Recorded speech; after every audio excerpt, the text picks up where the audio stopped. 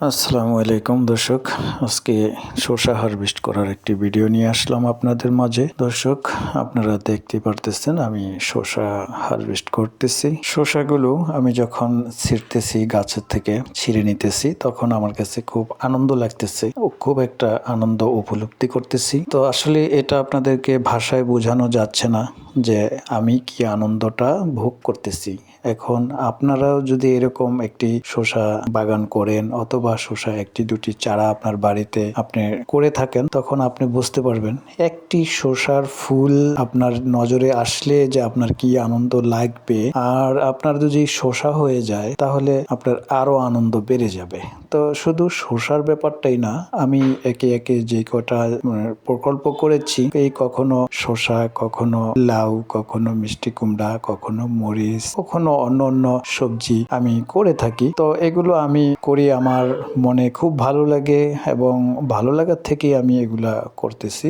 আর ভালো লাগার তো আমার হচ্ছেই, তাছাড়া আমার এগুলো বাজারে বিক্রি হচ্ছে, আমার একদিকে আনন্দ হচ্ছে, আর একদিকে আমার বাজারে বিক্রি হচ্ছে, আরেকদিকে আমার সময়টা কেটে যাচ্ছে, এগুলোর পিছনে সময় দিচ্ছি। আমি এই মাটি বানাচ্ছি, তারপরে বিভিন্ন উপাদান মিক্স করতেছি, এইগুলা করতে করতে আমার সময়টা অনেক ভালোভাবে কেটে যায়। তারপরে এগুলোর ঘাস দুবলো যা কিছু হয় এগুলো আমি টেনে টেনে তুলে ফেলছি। তো এখন এগুলো করতে করতে আমার কিছু কিছু সময় খুব ভালোই কাটে।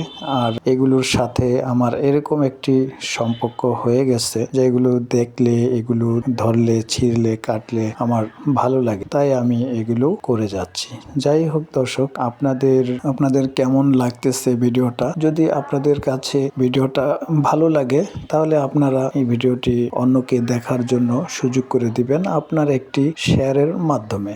আপনার একটি শেয়ার, একটি লাইক, একটি কমেন্ট আমার আগামী ভিডিও বানানোর জন্য একটি উৎসাহ। তো বন্ধুরা, আজকের ভিডিও আমার এই পর্যন্তই। ভিডিওটি দেখার জন্য আপনাদেরকে অসংখ্য ধন্যবাদ। আমার আগামীতে আরো ভালো ভালো ভিডিও পাওয়ার জন্য আপনারা আমার এই চ্যানেলটিকে সাবস্ক্রাইব করে পাশেই থাকবেন।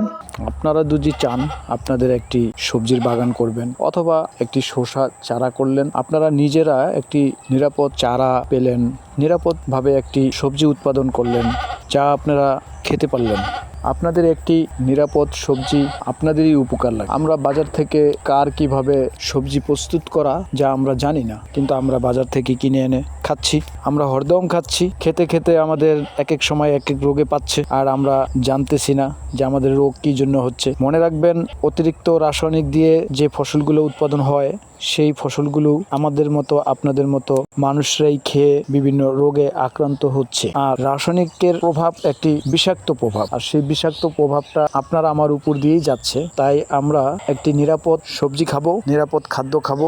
নিরাপদ সবজি খাইতে হলে আমাদের নিজেদের কিছু কিছু উদ্যোগ নিতে হবে, আমাদের উদ্যোগটা হতে হবে। আমরা নিজেরা একটি নিরাপদ সবজি প্রস্তুত করব এবং সেই সবজিটা আমরা নিজেরা খাবো এবং আমাদের অতিরিক্ত হলে আমরা বাজারজাত করতে পারবো। তো দেখেন, আপনার একটি শসা চারায় যদি আপনার